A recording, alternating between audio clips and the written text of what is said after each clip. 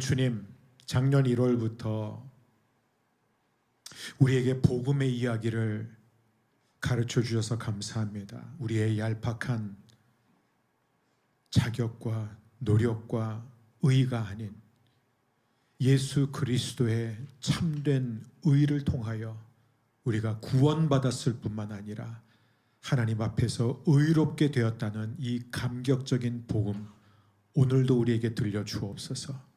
복음이 머리로만 깨달아지는 것이 아니라 우리의 가슴에 깊이 와닿는 그러한 예배가 되기를 원하며 전능하신 예수님의 이름으로 기도드립니다. 아멘. 우리는 작년 1월부터 47번에 걸쳐서 갈라디아서 1장에서부터 5장까지의 말씀을 함께 나눴고, 이제는 드디어 마지막 장인 갈라디아서 6장에 오게 되었습니다. 이 갈라디아서의 대단원을 내리는 이 6장은 아주 아름다운 4개의 복음 이야기가 등장하고 있습니다. 이 이야기는 저마다 우리에게 중요한 질문을 하나 던지고 있어요. 사도 바울이 1장에서부터 5장 동안 계속해서 여러 관점을 통해서 우리에게 복음이란 무엇인가를 들려줬습니다. 그리고 이제 결론을 맺기 위해서 바울은 우리에게 아주 중요한 질문을 던지는데, 그 질문은 뭐냐면, 여러분은 복음을 머리로만 알고 있습니까? 가슴으로 믿고 있습니까? 여러분이 만일 그 복음을 가슴으로 믿고 있다면 여러분의 삶은 어떻게 바뀌고 있습니까? 다시 말하면 갈라디아서 6장의 시리즈로 우리가 본다면 이 시리즈의 명은 이렇습니다. 복음을 믿는 사람은 이렇게 산다, 이거예요. 그래서 사도 바울은 4가지를 이야기하는데, 첫 번째는 복음을 믿는 사람은 내 곁에 있는 사람을 대하는 방식이 이렇다, 그것을 먼저 시작합니다. 두 번째, 복음을 믿는 사람은 자기 자신을 보는 방식이 이렇습니다라고 설명해요. 세 번째, 복음을 정말로 가슴으로 믿는 사람은 나에게 주어진 시간과 모든 자원을 이런 식으로 사용합니다라고 설명합니다. 그리고 마지막, 복음을 진짜로 믿는 사람은 이런 정체성을 갖고 삽니다 하면서 갈라디아서가 끝납니다. 그래서 저는 여러분들과 함께 4번에 걸쳐서 갈라디아서 6장의 말씀을 함께 살펴보기를 원합니다. 그래서 오늘은 첫 번째 시간은 십자가 복음이 우리의 일상 가운데 특별히 우리가 맺는 관계를 어떻게 변화시켜 나가는지를 함께 살펴보고자 합니다. 여러분, 하버드 대학의 마이클 샌델 교수님이 쓴 책들 아실 거예요. 아주 유명한 책들을 많이 쓰셨는데, 그 가운데 오늘 제가 소개하고 싶은 책은 공정하다는 착각이라는 책입니다. 공정하다는 착각, The Tyranny of Merit이라는 책이죠. 이 책에서 마이클 샌델 교수는 우리가 사는 이 세상은 능력주의 사회라고 부릅니다. 메리토크라시라는 거죠. 그래서 여러분, 이 책의 내용은 능력주의라는 건 뭐라면, 결국은 우리가 노력한 만큼, 우리가 실력이 있는 만큼 그 정도의 대우를 받게 된다는 거예요. 그래서 우리가 얼핏 들으면 굉장히 공정한 사회인 것 같습니다. 그렇구나, 내가 노력한 만큼, 내 능력만큼 내가 대우받으니까 그게 좋은 사회 아니냐라고 말할 수 있죠. 하지만 샌델 교수는 이 책을 통해서 능력주의가 숨기고 있는 아주 잔인한 폭력성을 고소하고 고발하고 있습니다. 능력주의는 결국 이거죠. 우리에게 뭐라고 말하죠? 당신이 지금 누리고 있는 그 성공, 당신이 지금 거머쥐고 있는 그 부는 순전히 당신의 땀과 노력 덕분이다, 이거예요. 당신이 그만큼 공부도 열심히 했고 좋은 직장을 얻었고 또 직장 안에서도 탁월한 성과를 냈기 때문에 당신이 지금 그 자리에 올라가게 된 것이다. 당신은 그럴 만한 자격이 있다라고 능력주의는 말합니다. 하지만 이 공식이 뒤집혀지면 어떻게 될까요? 누군가가 인생에서 실패를 경험합니다. 도태가 됩니다. 가난해지게 됩니다. 그렇게 되면은 이 능력주의 사회는 그를 어떻게 바라보고 그에게 어떤 말을 할까요? 냉정하게 이렇게 말합니다. 당신이 실패한 것은 전적으로 당신이 충분히 노력하지 않았기 때문에, 당신이 능력이 없었기 때문에, 당신이 게을렀기 때문에, 당신이 잘못된 선택을 내렸기 때문에 그렇게 된 것이니까 다 당신 책임이다. 그러니까 이 능력주의 사회는 승자에게는 한없는 우월감과 교만을 주고 패자에게는 가혹한 굴욕감을 주는 것. 그래서 이 샌들 교수님은 이 책을 통해서 이것을 바로 성공한 자의 오만이라고 지적하고 있습니다. 우리는 살면서 다른 사람들이 실패하고 실족하고 우리만큼 못하는 걸 보면은 우리는 어떻게 하죠? 무시하죠. 판단합니다. 나는 저렇게 되지 말아야지. 난 저렇게 살아서는 안 되지. 나는 더 열심히 살아야지. 난 잘해야 되겠다 하면서 우리는 끊임없이 똑바로 살려고 발버둥 친다는 것이죠. 근데 여러분, 우리는 왜 이러한 사회, 능력주의 사회 안에서 갇혀 살까요? 사도 바울은 이 갈라디아서 6장이 마지막 장을 다루기 전에 먼저 갈라디아서 5장에서 인간의 내면을 깊이 있게 다루고 성령의 열매에 대해서도 나열한 다음에 마지막 절에 가서 우리가 한 달 전에 살펴봤는데 26절에서 아주 중요한 인간의 병든 내면의 상태를 보여주고 있습니다. 26절 말씀 우리 함께 읽을까요?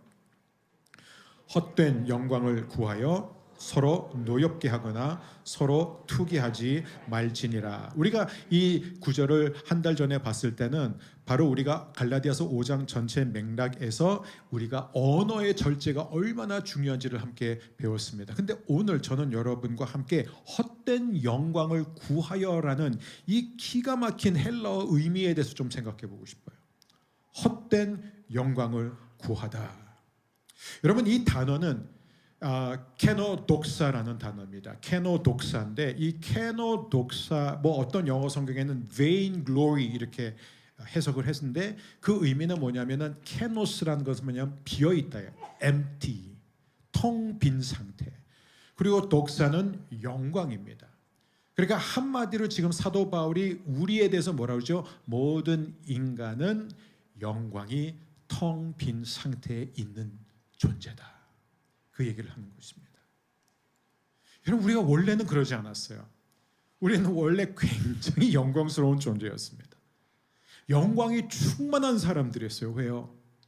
하나님이, 전능하신 하나님이 우리를 하나님의 형상, 하나님의 모양 그대로 본따서 존귀한 존재로 우리를 만드셨기 때문이에요. 하나님이 우리를 만드시고 뭐라고 그러셨어요?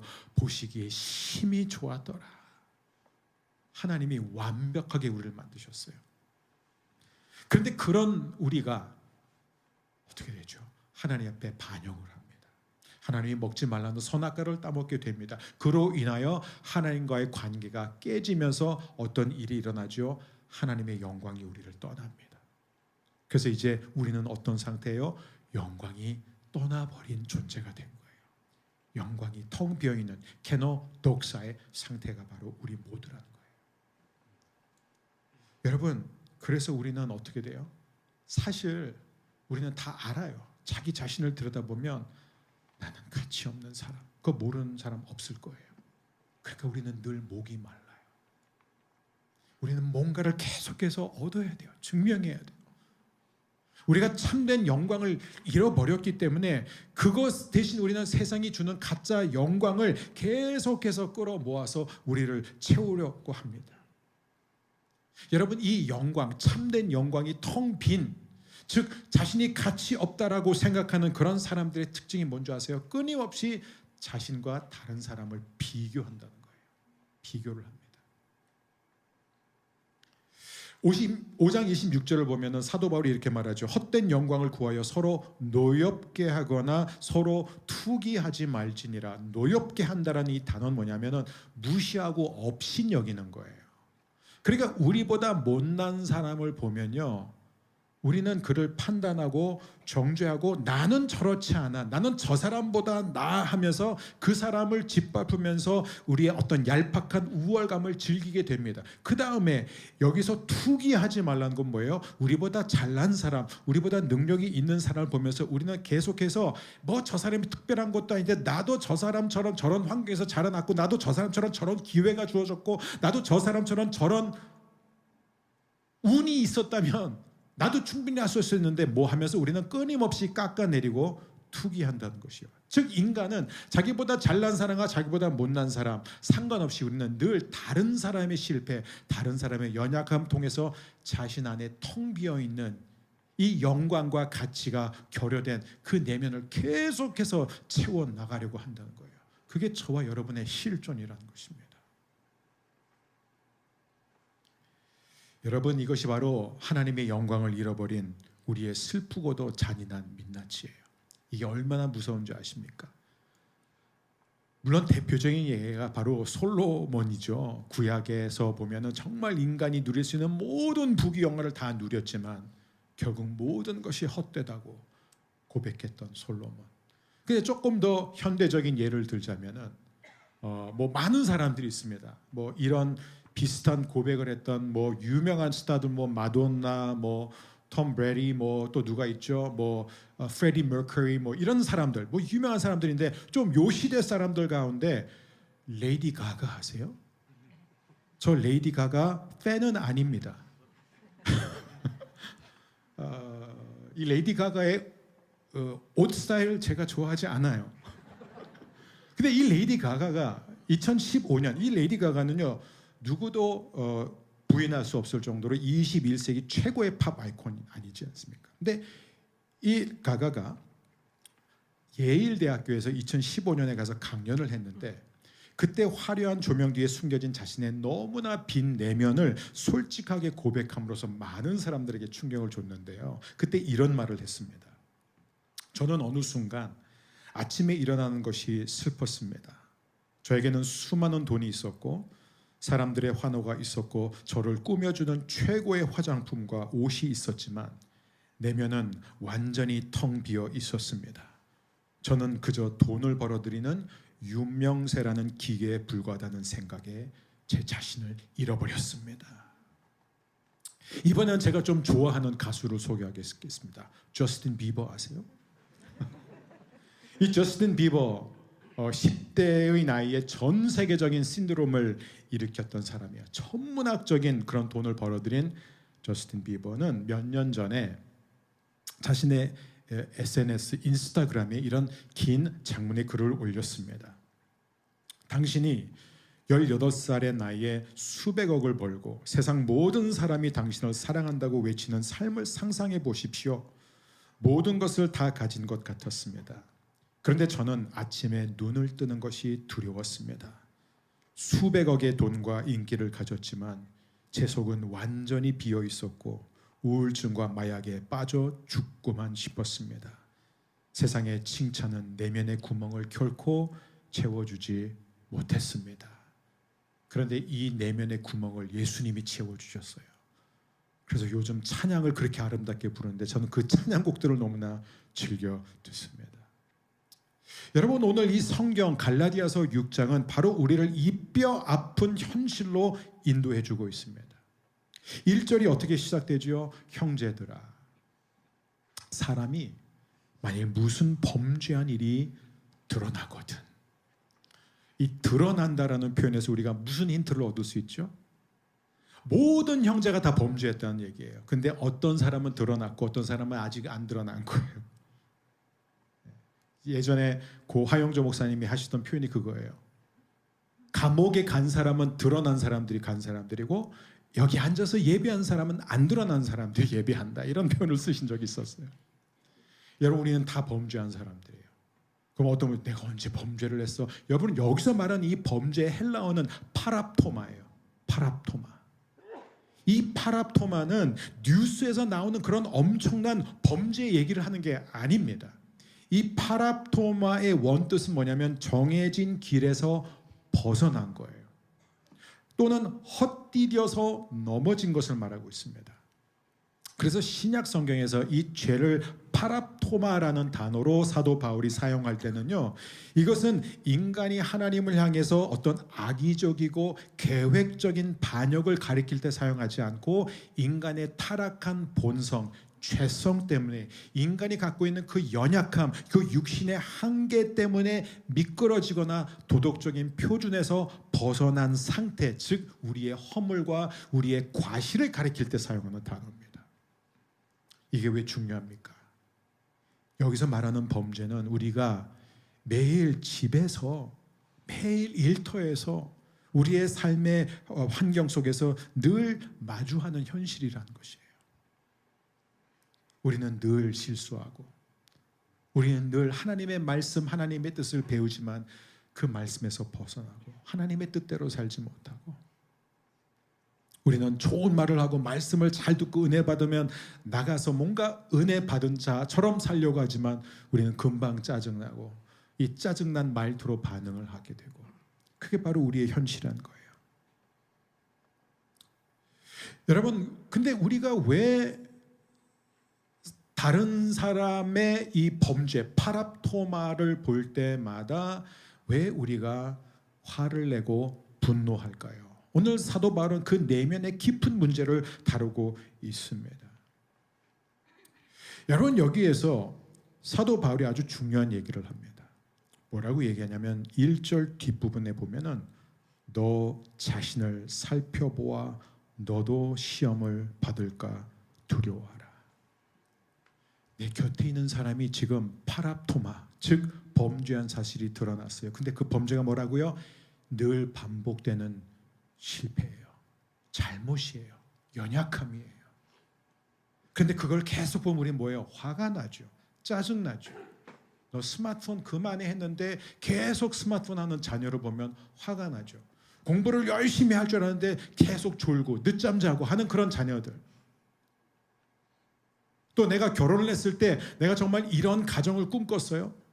그런데 우리의 자녀가 내가 생각하는 그 기준에 살지 못하고 이 배우자가 내가 원하는 그런 기준에 합한 그러한 배우자가 되지 못하면 우리는 실망을 합니다. 근데 우리의 이 실망은 정말 그 사람에 대한 실망, 그 사람에 대한 것보다는 더 큰 게 뭔지 아세요? 바로 우리 내면에 있는 텅 빈 영광을 채우고 싶었는데 그게 채워지지 않는 거예요. 여러분, 가장 좋은 예가 어디에 있어요? 요한복음 8장에 가면 간음하다가 현장에 붙잡힌 여인을 사람들이 끌고 옵니다. 예수님 앞으로 데려와요. 사람들은 저마다 다 돌멩이를 들고 있어요. 이 돌멩이를 들고 지금 이 여인을 칠 준비를 하고 있습니다. 굉장히 다 화가 나가 있어요. 그래서 예수님한테 뭐라 하죠? 선생님, 모세 율법에 의하면은 간음한 여인은 반드시 돌로 쳐 죽이라고 했습니다. 우리가 돌로 쳐 죽일까요? 이렇게 말합니다. 여러분, 이들이 왜 이렇게 화가 나는 줄 아세요? 이 여인이 율법을 어겼기 때문에, 이 사람들이 율법을 너무 사랑했는데 그 사랑하는 하나님의 말씀을 어긴 이 여인이 그래서 화가 난 거예요? 아니에요. 이 여인의 연약함으로 인해서 실패한 그 실족, 다른 사람의 그 수치를 밟고 올라오고자 하는, 그걸 통해서 자신의 텅 빈 영광을 채우고 싶은 거예요. 왜요? 나는 저 사람과 달라. 나는 저 사람보다 나아. 나는 말씀을 지키는 사람이야. 나는 하나님의 계명을 지키는 사람. 나는 간음 같은 거 안 해. 사람들은 저마다 다른 사람의 파랍토마를 통해서 자신의 텅 빈 영광을 채우고 싶었던 것이에요. 그때 예수님이 뭐라고 말씀하시죠? 너희 가운데 죄 없는 자가 먼저 돌로 쳐라 이러세요. 이게 지금 바울이 하는 얘기랑 똑같아요. 네 자신을 살펴보아라. 너도 시험을 받을까 두려워하라. 범죄한 형제가 있어요. 잘못하는 실수를 계속해서 반복하는, 계속해서 엇나가는, 말 안 듣는, 속삭이는 어떤 자녀가 있어요. 가족이 있습니다. 나를 짜증나게 하는 사람이 있어요. 직장에서도 계속해서 내 업무의 피로도를 계속 늘어나게 하는, 계속해서 반복해서 제대로 일 못하는 사람이 있을 수 있습니다. 우리 주위에 있는 사람, 그런 사람의 반복되는 연약함과 실수를 볼 때 사도 바울에 의하면, 예수님에 의하면 먼저 네 자신을 들여다봐라. 예수님의 이 말씀을 들었던 현장에 있었던 사람은 하나씩 둘씩 다 돌멩이를 내려놓습니다. 왜냐하면 자신들도 다 죄를 지었거든요.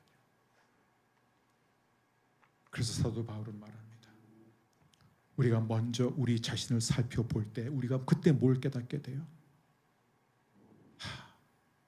나도 하나님의 은혜가 단 1초라도 나를 붙들지 않고 떠났다면 나도 무너질 수밖에 없는 사람이구나.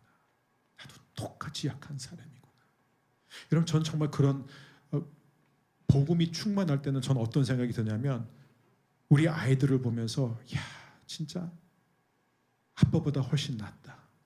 이게 항상 이런 생각이 들면 좋은데 가끔 진짜 하나님 너무너무 과분한 자녀들을 주셨구나. 감사합니다, 주님. 이렇게 자격 없는 자에게 이렇게 좋은 딸들과 아들을 주셔서 감사합니다. 이런 생각이 가끔 들어요. 복음이 제 마음을 막 후벼 팔 때. 왜냐면요, 여러분, 제가 뭔가 열심히 산 것 같지만 여러분 보세요. 샌들 교수가 그걸 지적합니다. 그 사람이 자라난 환경, 그 사람에게서 주어졌던 기회와 행운을 고려하지 않고 단지 능력 하나로만 그 사람을 판단하면 그게 어떻게 공정한 사회가 될 수 있냐. 여러분, 우리에겐 뭐가 있어요? 은혜가 있습니다. 모든 게 은혜예요. 그래서 정말 하나님 안에서 성공한 분들의 이야기를 들어보면 공통점이 뭔지 아세요? 나는 이 길로 가려고 했는데 하나님이 그 길을 막으셨다. 그래서 할 수 없이 이 길을 가게 되었는데 그게 바로 축복의 길이 되었다는 거예요. 그건 아마 신앙이 있는 모든 분들이 모두가 다 경험한 하나님의 인도하심이에요. 내가 볼 때 옳은 길보다 하나님은 훨씬 좋은 길로 인도해 주십니다. 사랑하는 여러분, 오늘 이 말씀 앞에서 우리가 배워야 되는 것은 무엇입니까? 사도 바울은 1절 중반에서 이렇게 말하고 있습니다. 신령한 너희는 온유한 심령으로 그러한 자를 바로 잡아라. 여러분, 어떤 사람이 신령한 사람이에요? 자기 자신의 죄성을 보는 사람이 신령한 사람이에요. 돌을 내려놓는 사람이에요. 재판관의 가운을 벗어 던지는 사람입니다. 그래, 나도 저 사람과 똑같이 나도 영광이 텅 빈 사람, 가치 없는 사람인데 하나님이 나를 은혜로 붙잡아 주셨기 때문에. 그래서 그 사람은 어떻게 해요? 신령한 사람은 교회 오래오래 다니고 말씀을 많이 알고 기도 누구보다 많이 하고 다 좋아요. 근데 그 모든 것은 수단이에요. 왜요? 신령한 사람이 되기 위한 도구예요. 자, 신령한 사람은 어떤 사람이에요? 성령의 열매, 온유한 사람, 온유함을 갖게 됩니다. 이 온유함이 뭐예요? 엄청난 힘이 있어요. 엄청난 능력이 있습니다. 왜요? 하나님의 능력이 그를 덮고 있기 때문에. 그런데 그것이 성령님의 통제 아래 있습니다. 성령님께서 지금 그 사람을 통해서 어떤 마음을 주세요? 이런 거예요. 뼈가 부러졌어요, 지금. 여러분, 여기서 말하는 바로 잡고라는 이 헬라어가 카타르티조라는 단어예요. 카타르티조. 근데 제가 굳이 헬라어를 말하는 게 의미가 되게 중요합니다. 이 카타르티조라는 것은 외과 의사가 어긋나고 부러진 뼈를 제자리에 맞출 때 사용되었던 의학 용어입니다.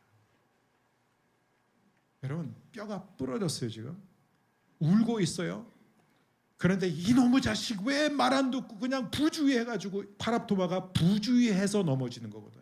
빙판길을 걷다가 잠시 다른 데 쳐다봤다가 확 미끄러지는 거거든요. 그게 파랍토마예요.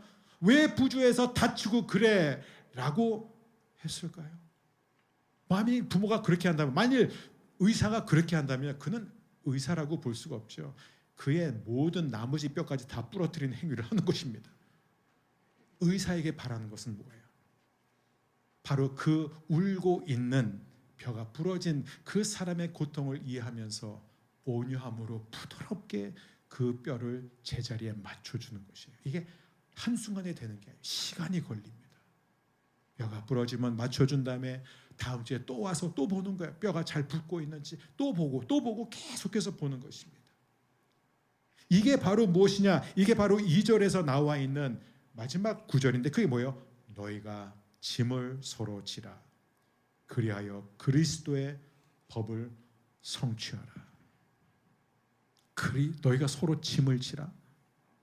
좀 이상하죠. 왜냐하면 5절, 우리가 아직 오늘은 아니지만 5절 보면요, 6장 5절 보면 너희는 각자 자기 짐을 지래요. 근데 또 여기서는 너희는 서로의 짐을 지래요. 왜 그런 줄 아세요? 이 짐이 전혀 다른 짐이에요. 여기서 나오는 이 짐의 이 원어는 바로스입니다. 이 바로스는 한마디로 뭐냐면은 척추가 바스러질 것 같은 무거운 짐이에요. 즉 여러분이 그 짐을 혼자 들려고 하는 순간 척추가 무너져 내린다는 거예요. 감당이 안 되는 짐을 말하고 있습니다. 그 바로스를 어떻게 하라고요? 같이 지라는 거예요. 아이고, 내 짐도 힘든데, 내 짐도 힘든데, 내 코가 석잔데, 이렇게 버겁게 겨우겨우 사는데 다른 사람의 짐까지도 같이 들라고 우리는 그렇게 생각할 수 있잖아요. 근데 그 근거가 뭐예요? 그리하여 그리스도의 법을 성취하라. 여러분, 그리스도의 법은 무엇이에요? 율법이 아닙니다. 사도 바울이 1장에서부터 5장에 걸쳐서 계속해서 우리에게 선포했던 바로 그 복음이에요. 생명의 성령의 법을 말하고 있습니다. 여러분, 그리스도의 법이 뭐예요? 여러분, 저와 여러분은 원래 어느 정도 뼈가 부러졌는 줄 아세요? 우리는 도저히 감당할 수 없는 가장 저주스럽고 가장 무시무시한 무게의 짐을 지고 있었던 사람이에요. 우리는 그냥 길을 가다가 아차 하고 순간 넘어져서 자빠진 그런 사람 때 아예 절벽에 낭떠러지에 저 사망이 음침한 골짜기 바닥으로 떨어져가지고 우리의 온몸의 뼈가 다 바스러질 정도로 무거운 죄의 짐을 갖고 있었던, 영원한 형벌의 짐을 지고 있었던 우리들이에요. 하나님은 구약에서 수많은 선지자들을 통하여, 심지어 예수님 자신이 다양한 천사의 모습으로, 사자의 모습으로 와서 또 말씀하시고 또 말씀하셨지만 끝까지 듣지 않고 거부했습니다. 그럴 때 예수님은 하늘 보좌에 앉아서 팔짱을 끼고 내가 그렇게 얘기했는데 끝까지 말 안 듣고 싸다 이놈아, 그렇게 하셨을까요? 아니요. 예수님이 어떻게 하셨죠? 예수님이 영원 전부터 누렸던 모든 영광을 비우셨어요. 그게 빌립보서 2장이에요. 비우셨다는 거예요. 녹사를 다 비우셨어요. 그리고 이 땅에 내려오셨습니다. 종의 형체를 죄에서 내려오셨어요. 내려오셔서 저와 여러분에게 참된 영광을 주시기 위해서, 우리의 부러진 뼈를 바로잡기 위해서 가장 온유한 분으로 오셔서 죽기까지 순종하신 거예요. 가장 수치스러운, 가장 모욕적인 그 십자가를 예수님이 지신 것입니다. 보라, 세상 죄를 짊어지고 가는 하나님의 어린 양이로다. 여러분, 이 장엄한 하나님의 사랑, 성령님께서 이 말씀을 통해서 저와 여러분의 마음을 만져주셔서 우리가 주위에서 우리를 성가시게 하고 화나게 하고, 여러분 예배 끝나고 나가면 지금은 은혜 받죠. 그래서 나가서 내가 누군가에게 정말 온유한 마음으로 대해야 되겠다 하는데 저기에서 오는 차의 운전자가 상당히 몰상식한 그런 거 할 때 여러분 금방 욱 또 나오는 거죠. 큰맘 먹고 집에 들어가는데 또 어지럽혀져 있는 현관문을 바라보면서 책상 위에 며칠 동안 빨지 않은 양말과 막 이런 것들이 아이 방에서 보이는 순간, 내일 시험인데 밤늦게까지 게임하고 있는 이 아이의 모습을 보는 순간, 나는 얘기하고 싶은데 졸리다고 혼자 자는 배우자를 보는 순간, 등등등등. 뭐 그래, 일을 하러 갔는데 또 하기로 했던 그 일을 제대로 처리하지 않아서 나를 곤란하게 하는 그 사람, 너무 많습니다. 그게 우리의 현실이잖아요. 주님은 말씀하십니다. 너희가 서로의 짐을 지라. 그리하여 그리스도의 법을 성취하라. 여러분, 오늘의 이 말씀을 여러분이 결코 율법으로 받아들이지 않았으면 좋겠습니다. 여러분, 왜 그런지 아세요? 우리가 영광이 텅 비어있는 상태에서는요, 절대로 온유함이 나올 수가 없습니다. 우리는 가짜 온유함은 만들어낼 수 있어요. 성령의 열매를 우리가 다 위조해서 만들어낼 수 있습니다. 그게 다 어떤 사람은 사랑이 많아 보이고 어떤 사람은 되게 오래 참는 것 같고, 이거 다 위조 열매가 너무 많아요. 근데 여러분 여러분, 인간이 노력해서 하면 안 되는 이유가 뭔지 아세요? 왜냐하면 우리가 다시 한번 그래, 내가 이제부터는 온유한 아내가 되고 온유한 남편이 되고 온유한 부모가 되고 내가 좀 더 온유한 상사가 되고 내가 온유한 이런 사람이 되겠다, 온유한 성도가 되겠다, 다른 사람의 허물을 내가 야단치지 말고 미워하지 말고 내가 정말 그를 부드럽게 바로 잡아줘야 된다라고 결단하고 실제로 그렇게 하는데 어느 정도 성공하면 그때부터 이제 진짜 위험해지는 거예요. 왜요? 우리는 우리의 선행조차 우리 자신의 우월성을 증명하는 수단으로 써먹기 때문에 그렇습니다. 이게 종교예요. 그래서 종교가 무서운 것이에요. 그래서 예수님 시대에 소위 하나님을 사랑한다는 그 사람들이 가장 예수님을 미워했습니다. 자신들의 의, 자신들의 그 우월감을 빼앗아 가려고 했기 때문이에요. 사랑하는 여러분, 이것은 오직 성령의 도우시로만 가능합니다. 그래서 오늘 이 말씀 앞에 저와 여러분의 기도는 이거예요. 우리의 간절한 고백은 이것입니다. 주님, 우리는 연약합니다. 우리는 영광이 텅 빈 사람들입니다. 그래서 우리는 우리의 텅 빈 이 영광을 건드리는, 내가 사랑하고 품어야 할 사람들의 그 반복되는 파랍토마 앞에서 화가 나고 짜증을 냈습니다. 주님, 저의 이 텅 빈 가슴을 하나님의 영광으로 채워 주옵소서. 십자가의 그 장엄한 사랑이 저에게 부어지게 하여 주옵소서. 그래서 저의 힘, 저의 노력으로가 아니라 하나님의 그 은혜, 십자가의 사랑으로 제가 다시 하나님이 저를 부르신 그 일상으로 나갈 수 있도록 은혜를 주옵소서. 이것이 저와 여러분의 고백이 되었으면 좋겠습니다. 오늘 이 찬양을 우리가 그렇게 불렀으면 좋겠어요. 우린 약합니다. 우리는 늘 넘어집니다. 그런데 바로 우리에게 하나님은 당신의 영광을 보여주실 것입니다. 그 영광으로 우리를 채워주실 줄 믿습니다. 우리 함께 자리에서 일어나셔서 함께 곡조 있는 기도로 주님 앞에 나아가겠습니다. 오늘 주신 말씀을 따라 우리 한 마음 한 뜻으로 함께 세 가지 기도를 드리겠습니다. 사랑의 주님, 내 안에 텅 빈 영광을 채우려 일상에서 자주 넘어지는 가족과 이웃을 무시하고 정죄했던 저의 악하고 교만한 마음을 깊이 회개합니다. 바른 말이라는 이름으로 영혼의 뼈를 꺾어버렸던 저의 굳은 마음을 십자가 보혈로 씻어 주옵소서. 주님, 영광이 텅 비어 멸망할 수밖에 없는 나의 무거운 죄의 짐을 대신 지시고 십자가에서 살을 찢어 당신의 영광스러운 사랑으로 나를 가득 채워 주심을 찬양합니다. 이 시간 그 십자가의 뜨거운 은혜가 내 마음에 깊이 회복되게 하옵소서. 주님, 이제는 우리 가정과 일터에서 늘 들고 있던 재판장의 망치를 내려놓게 하소서. 하나님의 사랑으로 가득 채워진 자답게 매일 넘치는 가족과 이웃에게 다가가 잔소리 대신 어깨를 내어주는 온유한 치유자로 살게 하옵소서. 아멘. 이 시간 우리 각자 하나님이 우리의 마음에 주신 그 말씀을 따라 주님 앞에 기도하며 나아갑니다.